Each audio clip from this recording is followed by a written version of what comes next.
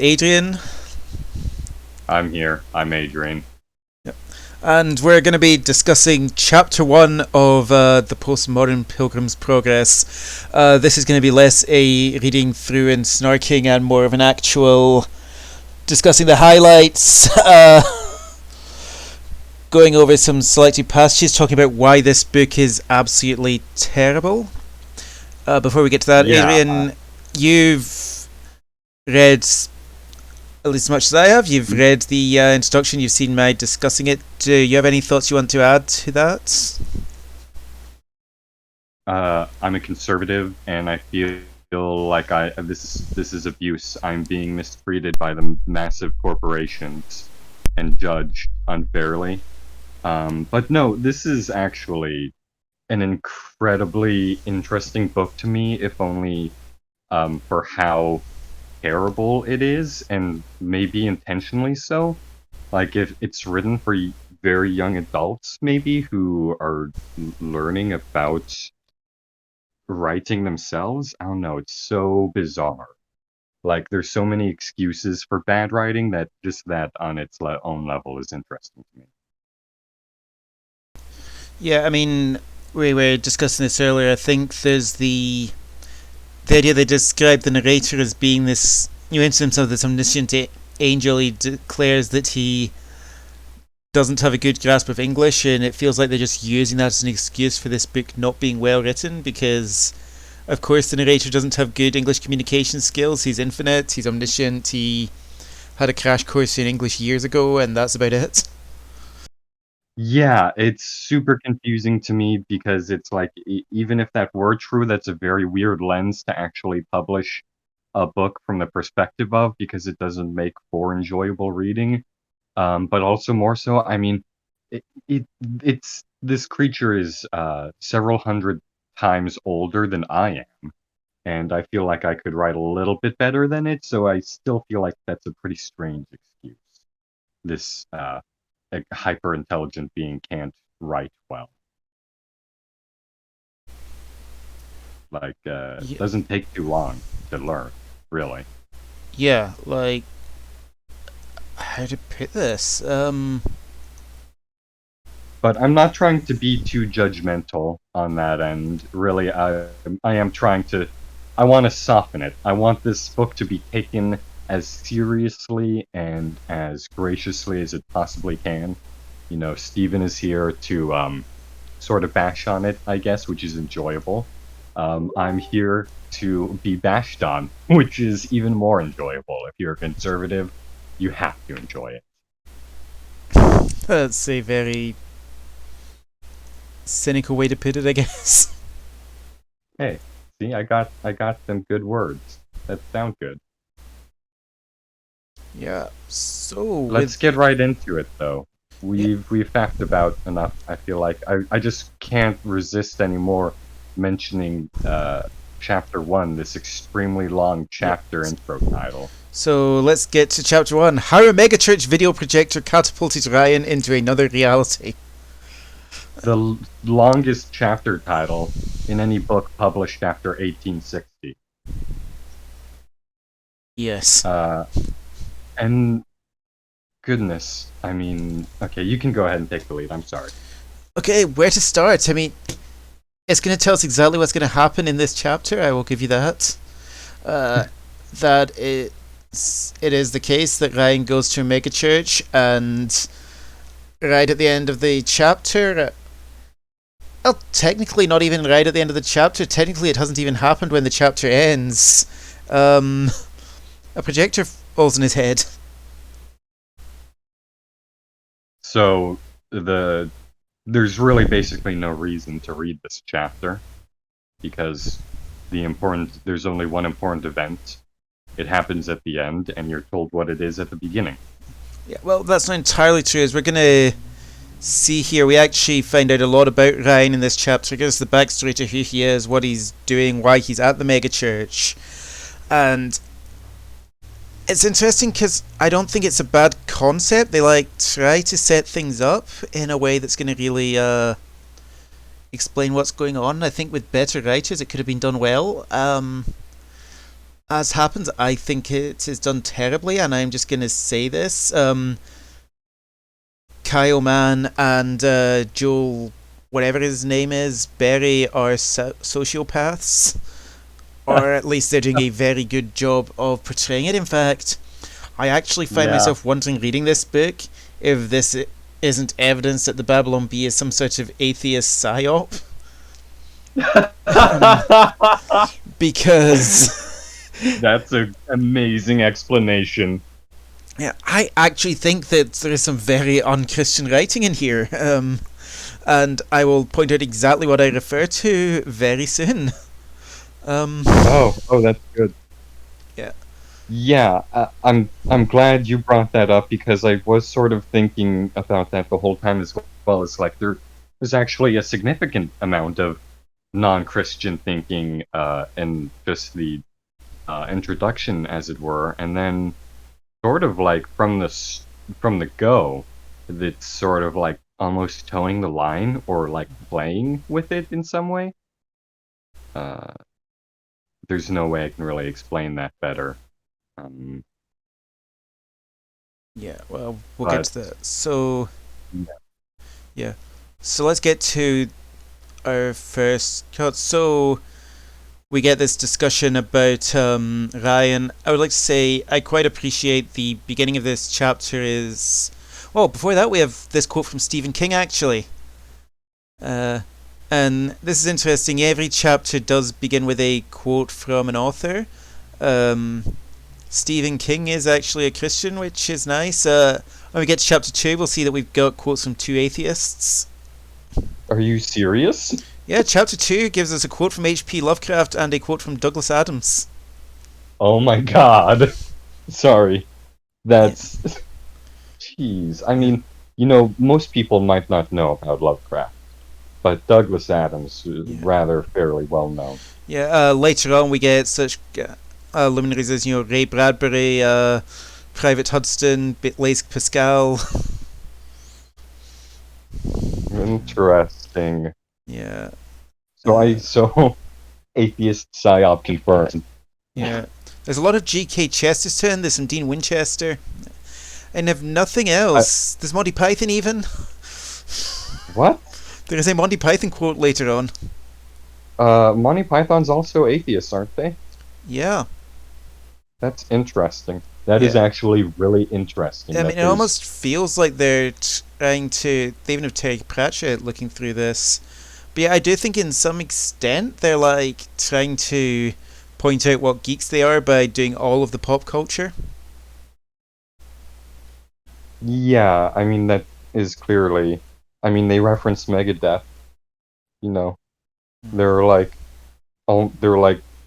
mid-2000s pop culture references, but trying to be incorporating that into their philosophy and theology, which you just can't do that. Yeah, so moving on, after we get this Stephen King quote, we declare there's nothing worse than visiting a new church and getting sucked into an interdimensional wormhole.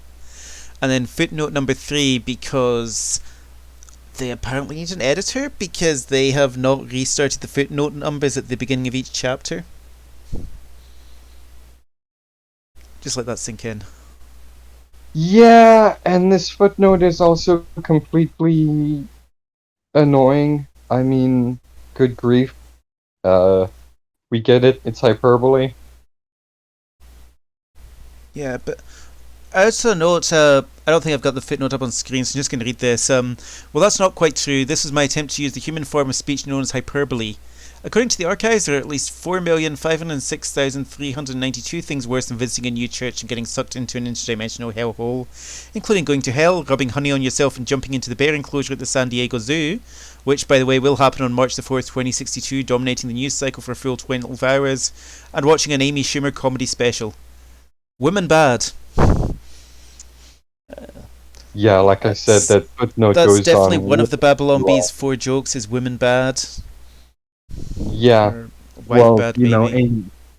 I mean, yeah, female comedian bad. It's Amy Schumer, so it's like I can't disagree. She is a really bad comedian, and she doesn't write her own jokes. Has she actually been like... That's not... That's not funny. Yeah, That's like I picking feel up a like rotting fruit. I feel like when the Babylon Bee was initially mocking Schumer, there was some sort of controversy she was involved in. I don't really remember the details, but I feel like It was a by the long time ago. yeah Yeah, by the time this book's hitting the headlines, she's not really been you know a big name. Well, she has a big name, but she's not been like a big in the it's just press. an in joke. You know what I mean? Yeah, no, exactly. Yeah, that's what I was thinking too. Is it's just an in joke? Like, uh, so is including going to hell is technically an in joke because I mean I thought that too when it said it, but like it doesn't need to say that for me. I get it. Yeah, I mean, obviously they actually have successfully used the rule of three here, which I criticized them on in my previous video. Yeah. Which I will give them props for that. They actually, aside from Amy Schumer not being a funny punchline, they actually did manage the gist of a good joke. Yeah, like I've said before, their writing isn't actually particularly bad. It just uses, or it seems to use a lens that lends itself to not being good.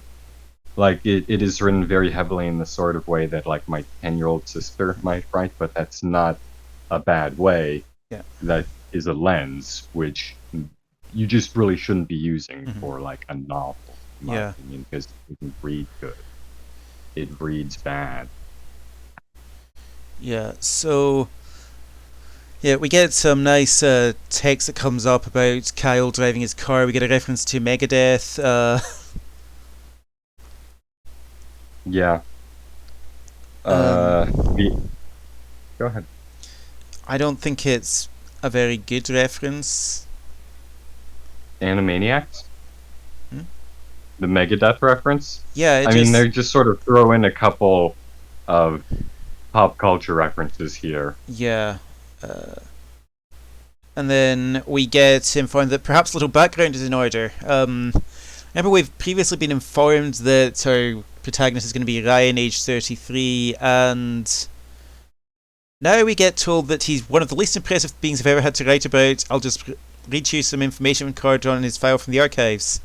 So I'm just going to bring this up here because there is a phrase in creative writing, show don't tell.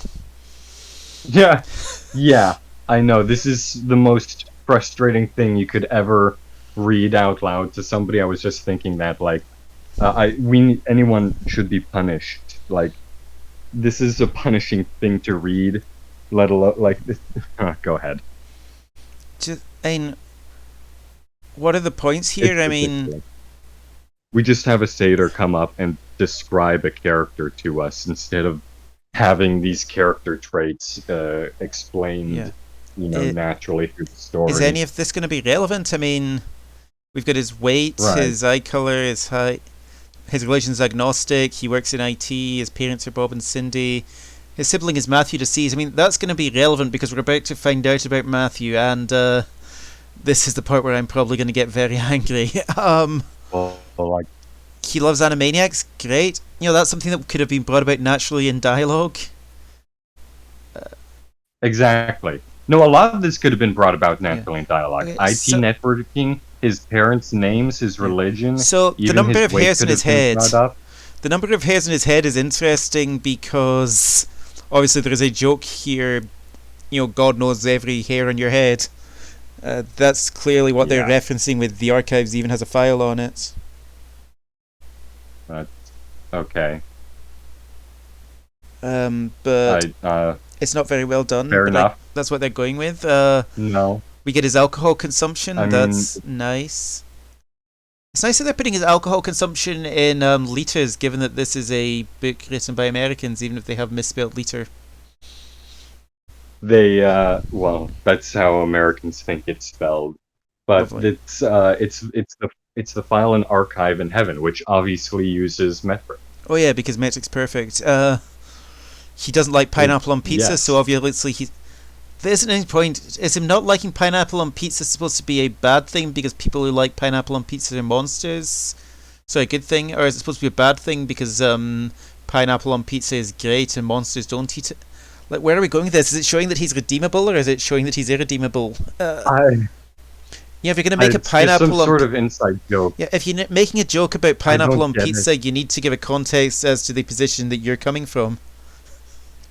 This is very much just like an American thing to do. I think like American humor, where you just sort of state the joke, and the joke is the statement, which is like an inside Yeah. joke. It's like, he's a fan of the It's Princess just sort of like, Bride. hey, remember McDonald's ice cream machines are always broken? Yeah. Remember that? Isn't that hilarious? What's the deal with airline foods? Exactly. I mean, Uh, is it going to be relevant that by he's a the way, fan of I the am. Princess Bride? I hope it is not. Yeah, I And mean, I'm really hoping am. the fact that he watches 3 days worth of porn every year isn't going to be relevant to the story. Dude, those are rookie numbers. Pump those numbers up. Yeah, I mean, okay, this is awful. It's not that bad. For my end, okay, it's not great. Mhm. I don't at all appreciate how they just have an archive use to describe and give you a picture of him and his background instead of, having a chapter 1 that has him interact with his parents Yeah. and have a CD of Animaniacs in his car glove box or something. Yeah, that would all be very... There are hints of this later on. I'd just like to mention, like, there's a bit where it actually explains why he's an agnostic, and actually I'm surprised it doesn't put him as a full-on atheist given what we're about to see. And when he arrives at the church, it mentions him going into the glove compartment and pulling out a Bible that he got from his mother and not really knowing why he's kept it around. Like, things like that Very are, strange. that is show don't tell right there. There is good writing technique showing up every so often, but... I mean, that's exactly right. You could have just not had the part where it says his religion is agnostic, and then him just not knowing why he has the Bible. Yeah, like, there's fair enough, because, like, what is he? He doesn't even know. Yeah, there's a lot that bothers me because you can see things that are like hints of good writing, but almost like they're scared to actually acknowledge it. Right. Maybe. And, well, I might use this sort of book as, like, a guide for my sister for, like, here's, write something in this form, and then you'll have an idea for how to write, like, and get, like, this is almost like a draft. Yeah, so... Okay, You know what so... I'm saying? I think we've beaten about the bush too long. Here's this...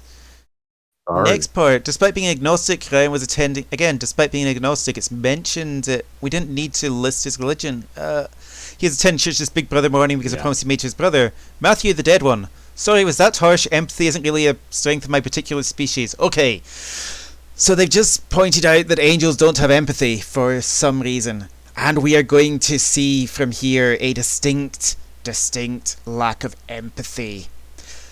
Ryan's brother died on a Sunday 2 weeks prior. His countdown to death had begun at age 14 when an astrocyte cell in his cerebrum produced a DNA copying error that began to multiply unchecked. It produced a lump of useless tissue whose only purpose was to grow and spread through its... This is horrifying. You call it brain cancer. There are several billion volumes in the archive discussing the how of cancer. There's only one volume, however, that discusses the why, and I'm not allowed to read it, so don't bother asking me why. Sorry, I know empathy, working on it. What was the point of all of that? The point, he's making a reference to this idea, evil exists and it's awful, but we don't understand why, and we can't know why, and even this angel doesn't get to know why. I get that. I mean, what was the point of framing it in a way that he talks about, I'm being really casual about this because I have no empathy? And then, in the interest of empathy, let me try to relay the story from Ryan's point of view with few interjections. We're not even going to look at this bit. We're not going to look at this passage because it's horrible. It is absolutely awful. Oh my god. What we get is a description of his little brother dying in hospital as his mother weeps and the youth pastor comes in and makes these encouraging statements completely out of whack with reality about how he's going to survive and you can do anything through Christ. And right before the child dies, the youth pastor blares out, God won't give us anything we can't handle. And then his mother starts screaming, I can't handle this. And this is the phrase that has Ryan absolutely despising religion because he can't handle his brother dying of cancer horribly and sick. It's not a pleasant passage to read. And it's just relayed in such a calm, collected way, and it's so blatantly the point of this passage is to make it clear how terrible the youth pastor is, and it's clearly making a jab at, I think, both their critique of contemporary Christianity and specifically their dislike of youth pastors. And it just, it comes across as if it is genuinely written by someone without empathy. I genuinely wonder if either Joel and Kyle are actually sociopaths, or if they've written this horrible passage, specifically written it in order to make people say, wow, look how awful these Christians are. That's a good point, because I have been writing, I don't know about that last point, but I've been trying to write some pretty fucked up stuff, and whoa, this is insane. Like, this is actually, as soon as I started reading this, I was like a little bit impressed with what they had done, because it feels intentional. It feels like they're trying to do shock value with the casualness of it and the lack of empathy, but like if I, as a human being, tried to write something like that, it would take me a long time, just because, like, sitting down and typing the word, like, it would take me a couple days, where that was my task. Like, thinking of someone just typing it the hell down, shit, writers do be fucking weird people, though, Writers are weird. Writers are weird, but are they whatever the heck this is? I've never seen anything quite like this. Yeah. I've never seen anything quite like that. And I've read a lot of really good books that had horrific stuff. Like, that just had no real value. Yeah, like, I don't know, I'm made very uncomfortable. But I do hate youth pastors, so it's not all bad. Yeah. So, where were we? So that happens, and Are we at the point where he's going to if he can't tell if he's at a Deadmau5 concert? Nope. Next, we're gonna talk what directly follows from this horrific story of his death. Which is, maybe as a human you can relate to Ryan's feelings right now. I can't. If I had the capacity to doubt, it might cause me to doubt as well, but I've seen the creator. And he's real, frightening so, and don't worry about Matt, he's completely fine, never better in seriously. I get, this is displaying full well that the narrator has no empathy. But it's sick. It is a little bit sick. I have theological problems with this, by the way. He says, I've seen the creator with a capital C. Yeah. Then amends that and starts talking about a blinding light and falling on its face and the ground shaking. This angel saw God only one time? This doesn't make any theological sense to me.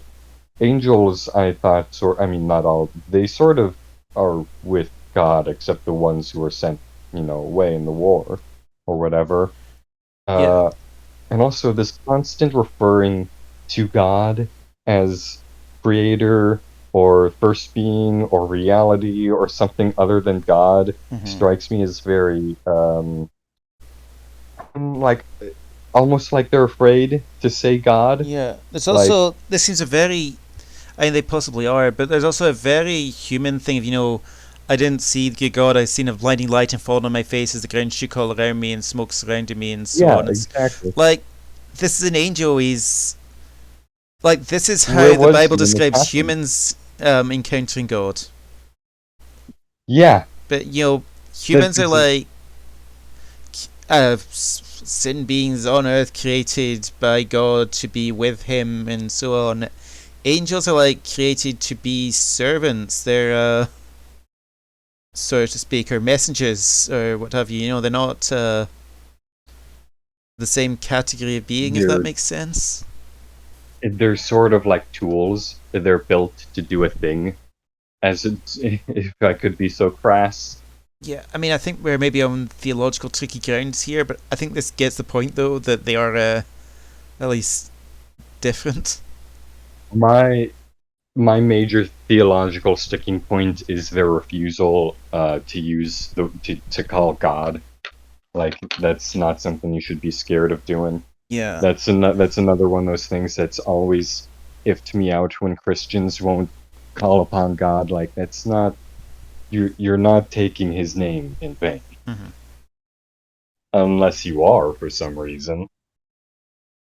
Yeah. Yeah. So, but yeah, again, you know, this is just horrible. We sort of preface this awful scene of a character dying, accompanied by the awful youth pastor, but we Did by the sandwich way. it between these. Look how little empathy I have as I talk in this completely disconnected, ignoring of the Angels feelings description. I Angels had some level of empathy, didn't they? They Because like one of must. them came down and asked Mary if like they're not completely robotic, as I recall in the Bible. They're sort of, I mean, almost alive empathetically. Yeah. Yeah, exactly. It's bizarre. Uh, so yeah, the Dead Mouse I don't want concert. to. The Dead Mouse Yes. Then he concert. walked into Dead Mouse Church. Yeah. Actually, a bit before that, First of all. here's here at the entrance. In fact, of the glass steel rock monstrosity. With one more cross than most mega churches had these days, and without the cross, you're mistaking it for a shopping mall. Like it's got a sign saying "Choose happiness." The creatures are called All Too Cheery. It's it's quite clear, I guess, what they're imagining. Uh, which is like Well, it's clear they're trying to make sort of allegorical reference to the money changers in the temple, right? I think so, but also is that giving them too much? Let's assume it is because that I think I like giving them that level of credit. Uh, I mean, that's I like to if it's anything else, I've just called these it's guys psychopaths, sociopaths, or whatever. I feel like I can at least credit them for having doing intentional allegory in a book that they claim is allegorical. this has got to be. If it isn't, then not only are they, I mean, then they're stupid. Amongst whatever else, they're stupid for sure. If it's Mm-hmm. not intentional allegory for money changers in the temple, I'll give them that. And I'm not going so far as to say they're psychopathic or sociopathic like you are yet. I want more damning evidence. I want as much damning evidence as I can get. Yeah, and maybe we'll find it as we progress through this book. So Ryan goes in casually and he reaches, as you said, a Dead Mouse concert. Hard to tell if it enters a Dead Mouse concert or church service. Lasers, like Yeah, an EDM festival, haze, glow of the it's stage an lights. exaggeration. I've never actually heard of a church that has laser light shows with smoke machines and European EDM. But if there was a Yeah. church that did that, I might go. I think I have heard of That sounds churches that fun. use smoke machines. Maybe. Yeah, but with the laser light show Mm-hmm. and European EDM. I mean, that sounds like a good time. That sounds like a good worship. Hmm. I don't know about all this mega church stuff. I wouldn't want to spend money at church, but uh, so yeah, these people are all, sort of just crying out Mhm. in the name of God at church, and they're all very uh, into it, at Yeah, least, except for Ryan, who seems to be a little bit, I mean, not quite a yeah. panic attack, but In anxious. I've been to church services that were quite big on the production, I guess, and were not quite this insane as they're discussing there, but certainly a lot of they had an interpretive dancer on the stage and they had a worship band and people were getting very into it, and I can totally I felt uncomfortable. I can totally see how someone who's not a churchgoer would feel really uncomfortable, if that makes sense. Uh, Yeah, that makes enough sense. But as for Ryan, what's his problem? yeah. Oh, It's also interesting noticing you got the worship leader here who's singing, and it says, he closed his eyes tight as though he were experiencing the very presence of the Lord, brackets, he wasn't. Um, and I think you've found. sorry, Sorry. it's so interesting to read about Yep. the this sort of apostolic authority meme going on in the megachurch. Yeah. Sorry, but again, saying it's saying here, the worship leader closed his eyes as though he were experiencing the very presence of the Lord, brackets, he wasn't. And I like that we've got the authoritative, omniscient angel telling us, the Lord is not present in this church. Oh, look, he's actually referred to God as the Lord. I think that's about the closest we've had. That's actually some biblical. Nice. Yeah, but he wasn't like. Yeah. Oh yeah, there's no Christians in these mega churches. Um, and I think that is how the Babylon Bee operates. If you're not their brand of Christianity, then you're just a sham. Yes, most likely. Yeah, And unfortunately, that is also how a lot of sects yeah, of Christianity do work, yeah. No, sadly. I will grant you what we see of this preacher is that he's absolutely terrible. He's one of your health, wealth, prosperity preachers. I could actually see a real preacher saying this stuff. Maybe they've actually directly plagiarized from one of them. But It looks like they have. I've seen a few of these people. I mean, not like yeah, I haven't, but I've seen a few of them. And yeah, this whole thing is like some sort of it's I think this thing that they do in real life when they do it is anti-Christian, mm-hmm. where they're sort of like, I have apostolic authority, that's why I can heal you with the Lord, and that's why you have to give me money. Is Yeah, super money. that's actually taking the Lord's name in vain, if you ask me. But sorry, this is, I mean, relatively interesting. I think it is sort of a view on Christianity Yeah. that has some value in Mm. the contemporary context. Yeah. It's So just that it's not a view that's new. They're not adding anything. Like, they're just sort of referring to this idea that what they're doing is bad and wrong mm-hmm. without adding anything or even really explaining why. They're just sort of restating that. Yeah, Uh, and then we'll just hop on to this last one that I've copied, which is the setup. So above Ryan, there is a Panasonic projector displaying the lyrics to the song on the screen in front of him, and we can see here again he's saying, don't understand the need for these things because your songs are 4 words repeated 32 times, and you still need a visual cue. And this is back to in the narrator's introduction when he was just pissing all over worship songs that are on projectors instead of hymn books because they're useless. And I don't get what they're doing there. Are they just like basically any worship music that's not written in a hymn book and probably written by like some maybe King David or something? They're Anglicans. I was gonna say Anglican, but like I get the impression these folk are so strict that they would probably, they don't want. The obvious name that jumps up is Charles Wesley because he's like the most prolific English language hymn writer, but I suspect they would probably see him as something of a heretic because he wasn't a Calvinist. I know they don't like Methodists. They've made some jabs at them in the past, and Martin Luther. Are you maybe? telling me that the people who run the Babylon Bee think they're robots? I wouldn't go that far, but they certainly believe in predestination. Well, fair enough. Anyway. I will also note, by the way,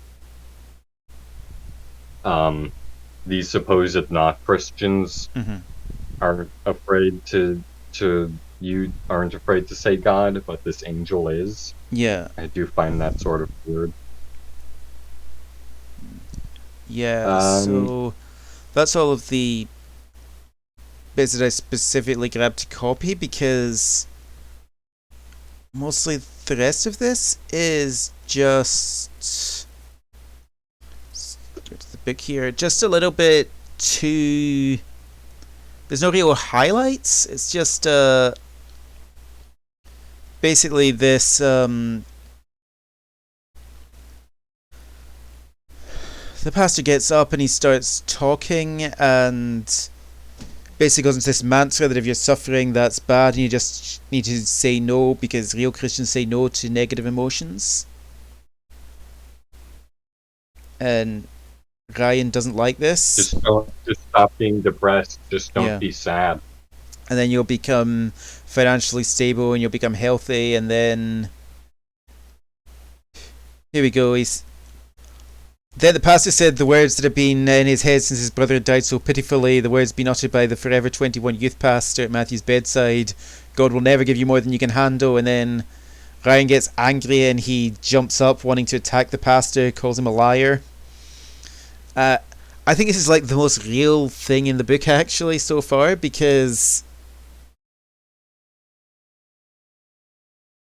he confronts the pastor who is completely taken aback by this, but then what does he says here?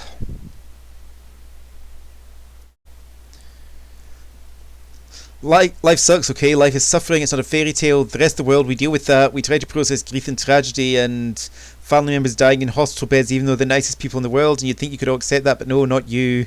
You built this stupid Willy Wonka place so you can pretend the real world doesn't exist, but it does. God doesn't exist, we're on our own. If he does exist, he's either powerless or he's just a huge jerk. My little brother died a horrible death for no reason. There's no plan here, we're animals, we live and die and that's it, and it sucks. You people are delusional. Like,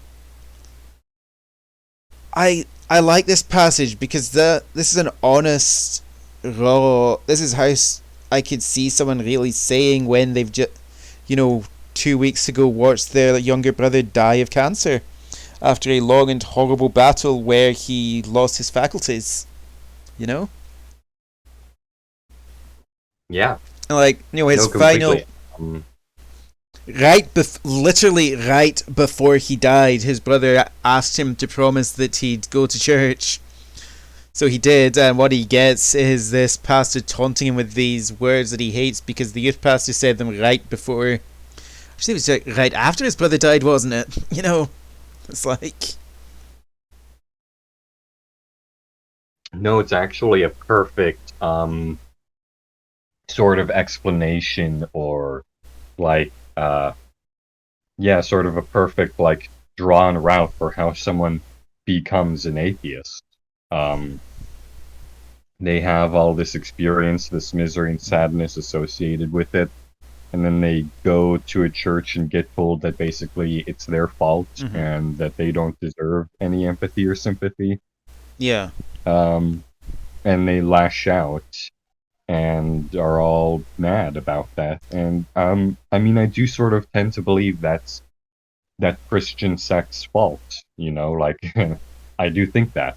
Yeah, and I don't know if the B are really hammering that home, but like I I said, mean, if this is an atheist psyop, yeah, then they've done a good job for explaining how and why someone becomes an atheist yeah, without ever hating God. yeah. Like Like he's if it not weren't a for the very fact that if it weren't for the fact that they, preface this with this awful "I have no empathy" discussion of cancer and "Don't worry, the kid's okay" and stuff, this would be, I think, really. This could have been a really powerful chapter, Instead, I'm just sort of like, eh? If that makes sense. sure. No, I totally agree. I feel like the angel is a wasted character Mm-hmm. who ends up being very unrelatable. Yeah, and the narrator's an excuse for bad writing, but it really is bad, right? Bad background. Yeah, like I think The angel is like a good writer could have used this narrator in a really interesting way, maybe, but this isn't. I hate to make this person, but do you know that trope in anime where all the characters are at a coffee shop and just explaining the background of their universe? Mm-hmm. And the reason they're doing that is so they can have a good, solid understanding and mutual understanding. But really, the reason they're doing it is so that the audience can know what's going on.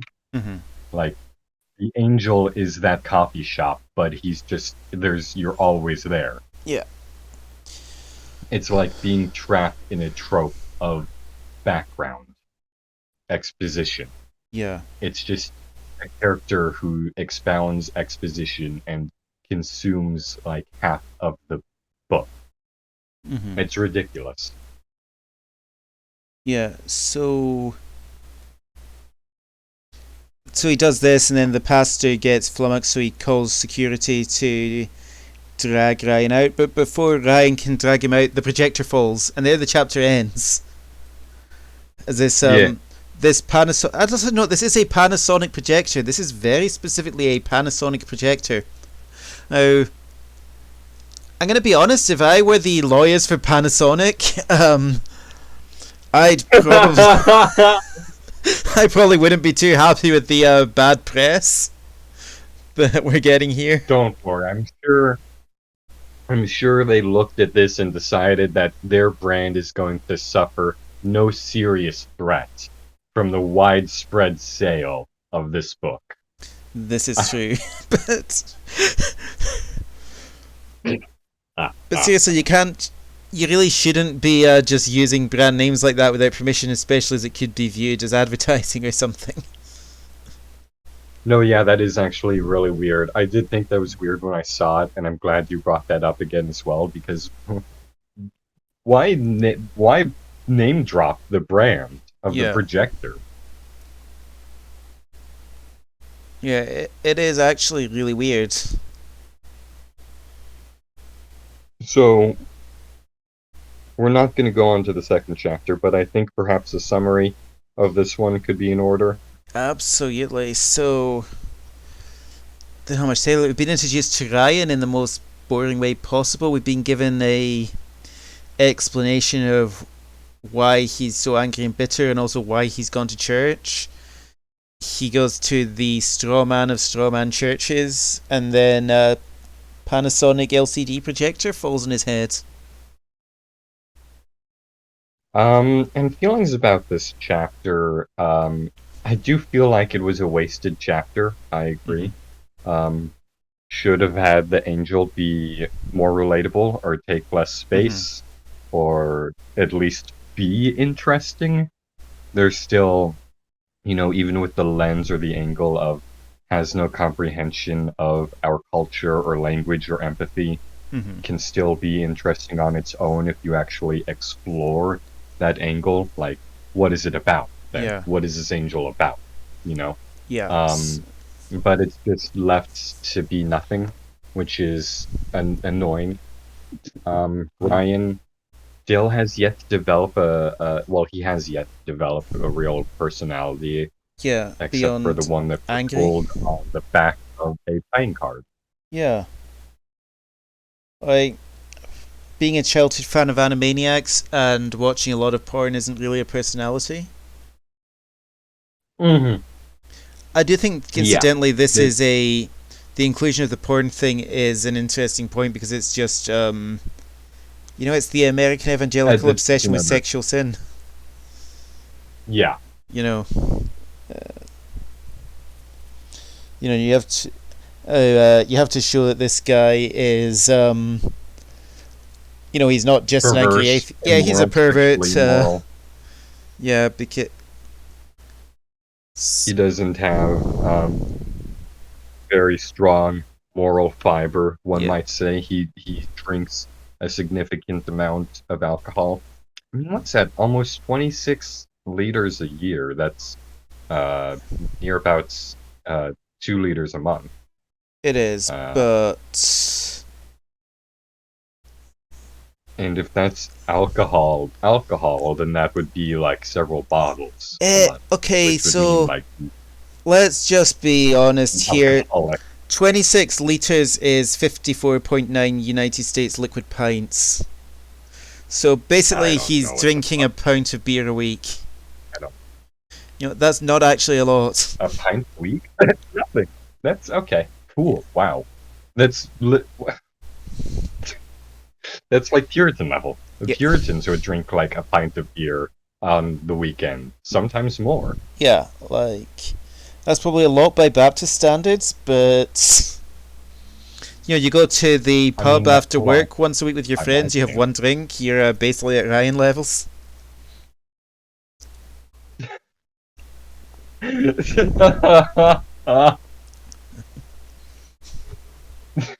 Imbibing toxic substances, poisoning your soul. Yeah, I mean,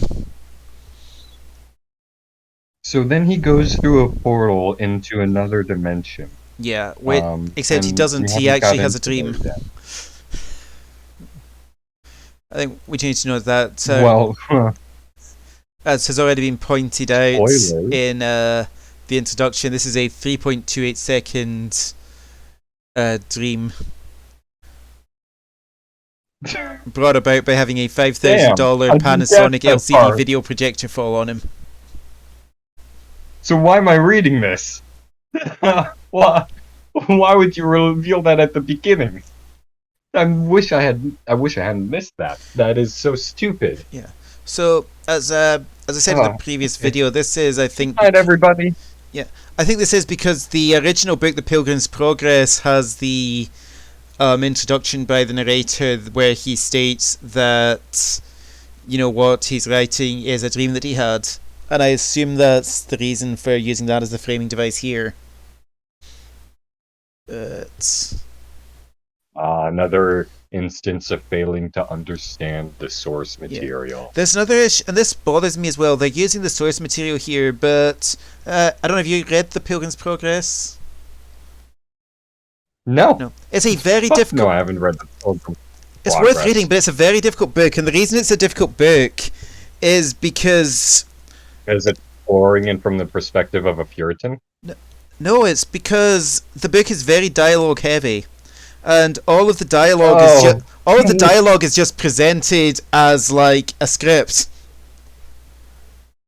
So you have some narration that'll say what's happening, and then someone come to have a conversation, and it'll just move into script mode. So you've just got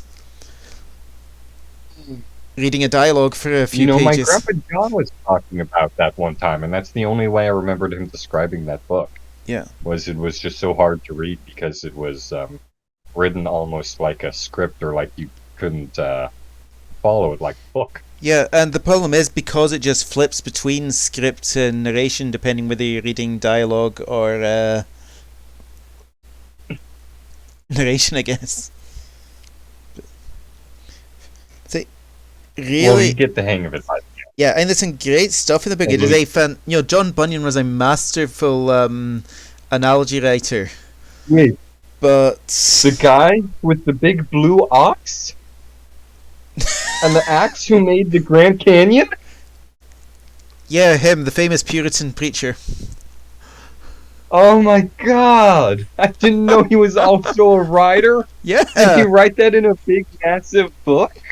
How did? but in all seriousness, he I thought we were coming to the end of the episode, so I'm joking around now. yeah, in all seriousness, like I say, it's I mean, like I say, it's the bit where you see in the map at the start of the book, it's got the bog of despair, the bog of depression, I think it is. Let me just double check. Oh, that's where that's from. Depression bog, yeah. So in the Pilgrim's Progress, the protagonist Christian gets stuck in, quote, the slough of despair, which is like this. And that's where he loses his horse. No, he doesn't have a horse. So basically, Christian is escaping from the city of destruction or whatever it's called, his hometown, and his wife encourages him not to go, but he says he has to go because he's got this burden on his back and he's got to carry it. And then he carries his burden through the slough of despair, where he almost succumbs and sinks into the muck. But Evangelist comes along and and then he meets a giant turtle. He meets Evangelist. I say it is not a subtle analogy. I'm sorry. I understood where you were going with that. I just couldn't help but toss in the never-ending story. Yeah, I love the never-ending story, but it's entirely possible that the never-ending story was also making a reference to that. I don't know. That sounds a lot like the... But that does make me interested in actually reading the source material now. Sounds pretty good. On the other hand, it sounds pretty old and on the nose. It's very on the nose. He meets characters with names like Evangelist, Faithful, Mr. Worldly Wise Man. I think he meets a fool at one point. But does he meet anyone named Kate with a Y? I don't think so. Wow. Well, can't win them all. Yeah. I think he meets a giant called Despair as well. Like, good. He meets Talkative, and Talkative loves talking about spirituality, but he isn't actually very spiritual. So you've read this then, and you're a fan. Are you a Puritan? No, I wouldn't. I'm a fan in as much as I think it is one of the great works of English literature. Qualifying your status as a nerd. Yeah. Whatever, dude. I'm gonna go get some women, drink some beers, and do something else cool and unnerdy. Yes. Okay. So, thanks for listening to this review, folks. Thanks, Adrian, for joining me on this. I would like to remind you that this is absolutely covered by copyright law, because it specifically says we have permission to... we don't need permission for reviews for quoting brief passages in connection with a review written for inclusion in a magazine, newspaper, website, or broadcast. And that is exactly what we are doing. Yeah. Also, it's transformative. And also, thanks for watching. Yeah, until next time. Can't wait to do part 2. I'm really looking forward to this book actually being reasonably good after perhaps a dry intro, Yeah. Maybe it'll pick up. Maybe it'll get better. I think it's worth hoping. Yeah, let's hope that it is better than it's suggested.